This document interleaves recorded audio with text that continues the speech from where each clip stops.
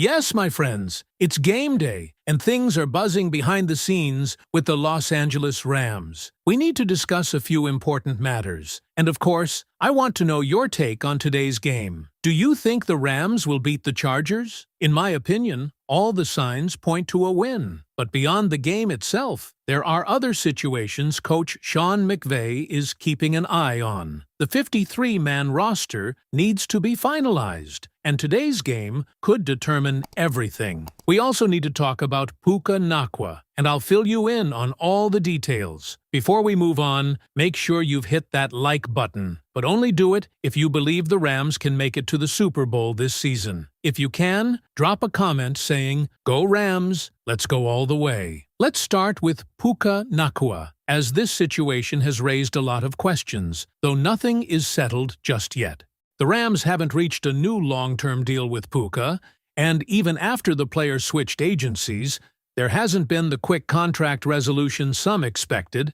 That doesn't automatically mean something is wrong, it doesn't mean Puka is leaving, and it certainly doesn't mean the Rams have given up on keeping one of their key offensive players for the future. What it does mean is that, right now, all realistic options regarding the timing of a new deal remain on the table. An important point to remember is how the Rams usually handle contract renewals. The Los Angeles team often prefers to finalize some of these deals in early September, right before the regular season kicks off. So, there's still a window of opportunity for something to happen without the situation becoming a major concern. Puka could be one of the players to sign a deal during this period, but the Rams might also decide to wait.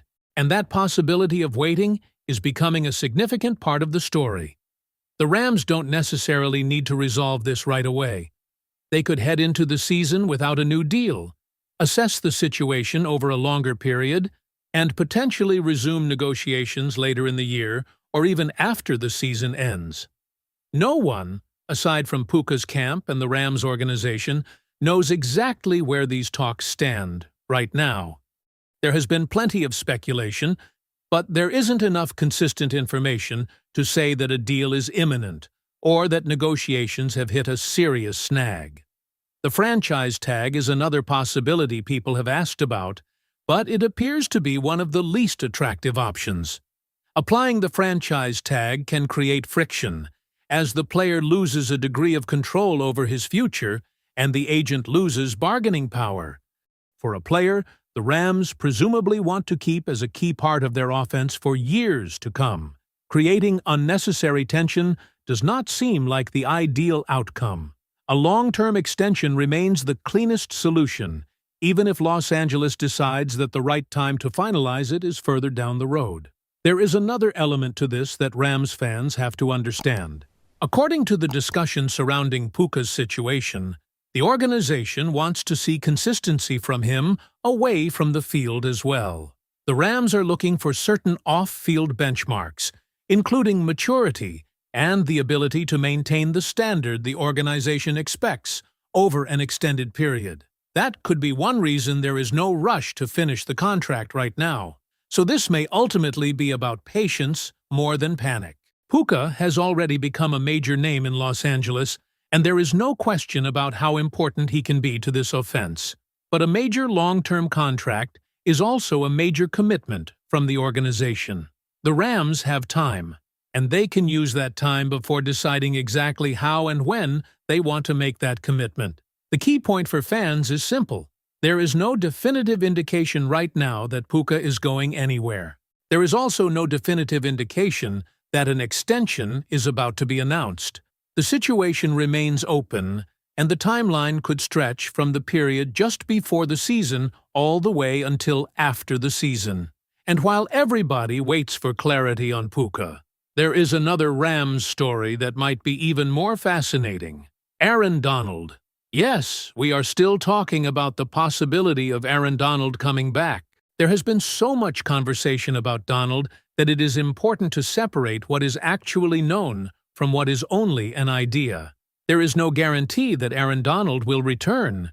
There is no confirmed return date, but the possibility continues to be discussed, and one potential path has created plenty of interest. One scenario raised in the discussion would involve Donald returning to the organization but not immediately being placed into game action. The idea would be to give him a ramp-up period, rather than asking one of the greatest defensive players in NFL history to walk back into the building and immediately play regular season football. That matters, because the calendar is becoming a factor. Expecting Donald to return and be ready for Week 1 would be extremely aggressive.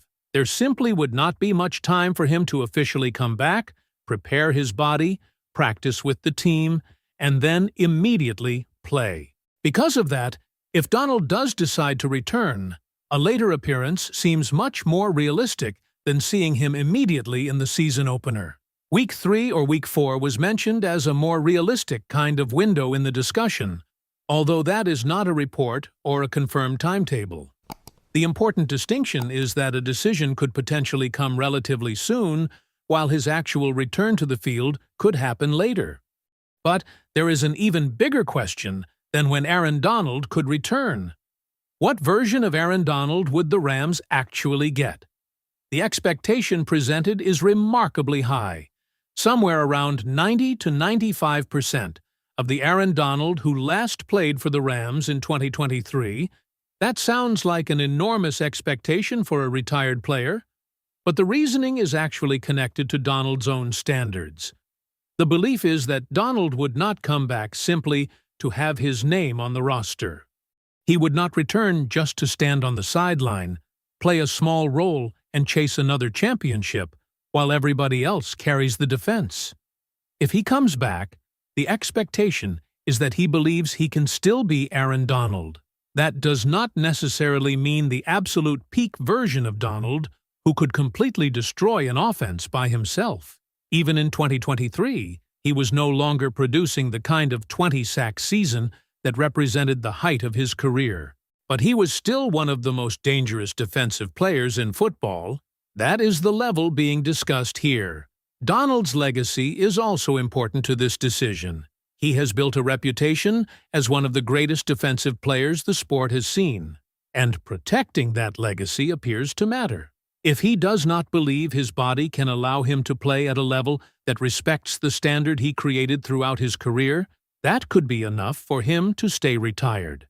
That is also why Rams fans should remember that a return is still not guaranteed. There is clearly enough around the situation to keep the possibility alive, but wanting to return and deciding that you are physically capable of returning at your own standard are two different things. Donald would have to be comfortable with both. Now imagine for a moment that he does come back and looks anything close to the player Los Angeles remembers. That would immediately become one of the biggest stories of the Rams' season.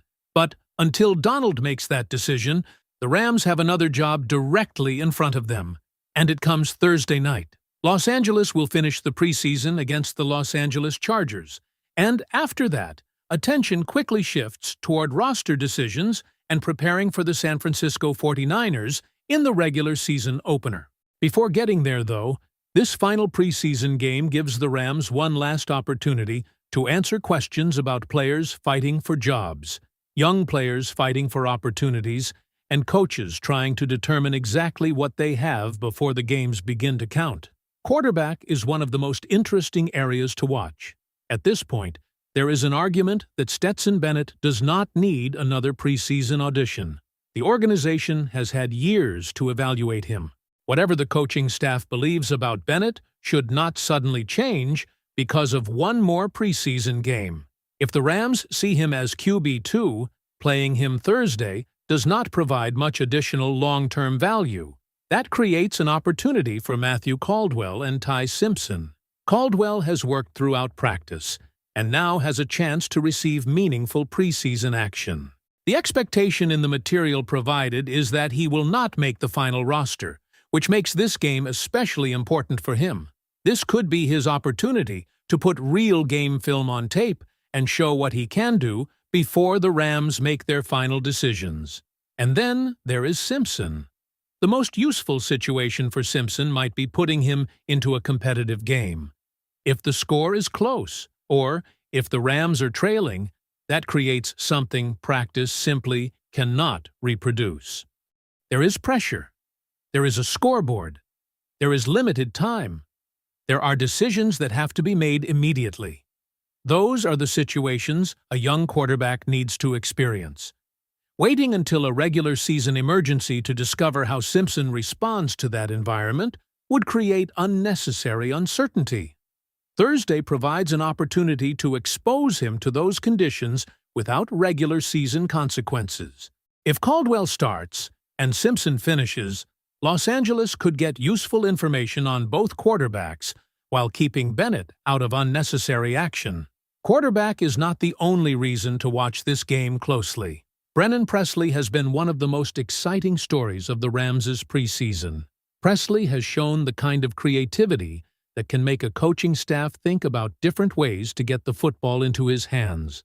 His preseason has created some of the same excitement that Xavier Smith generated a year earlier.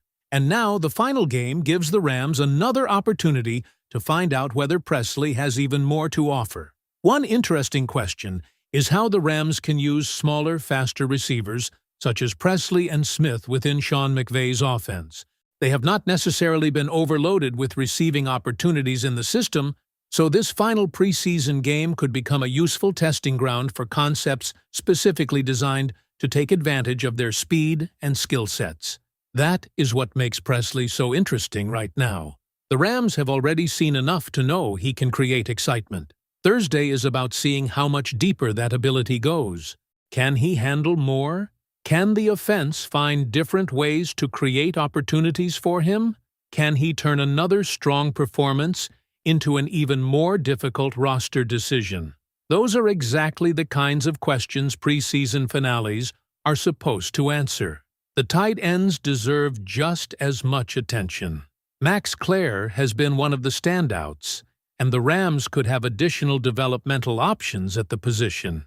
That matters because Los Angeles uses tight ends heavily, and the physical demands of the position make depth valuable. Tyler Higbee and Davis Allen have dealt with injuries in the past, so having additional options is never a bad thing. The Rams have also seen how useful the position can be in the passing game. Tight ends can provide quarterbacks with quick, safer throws and allow the offense to move the football without forcing the quarterback to hold onto it long enough for pressure to arrive. That means Thursday should be another opportunity to keep involving them. The Rams can test the depth of that room, give those players more opportunities, and continue evaluating who might be worth keeping around, even if there is not enough space for everyone on the initial roster. Defensively, the matchup with the Chargers creates a different challenge, but I want to hear from you, Rams fans. Starting with Puka Nacua, would you get that extension done as soon as possible, or are you comfortable with the Rams waiting and evaluating the situation longer? And what about Aaron Donald? Do you believe AD is really going to come back? And if he does, do you think he can still play close to the level we remember from 2023? Finally, who are you watching most closely against the Chargers? Brennan Presley, the quarterbacks, the tight ends, Wesley Bailey, or somebody else fighting for a place on this team? Let me know what you think, because after Thursday night, the preseason questions end. The roster decisions arrive, and the Rams can finally turn all of their attention toward the games that truly matter.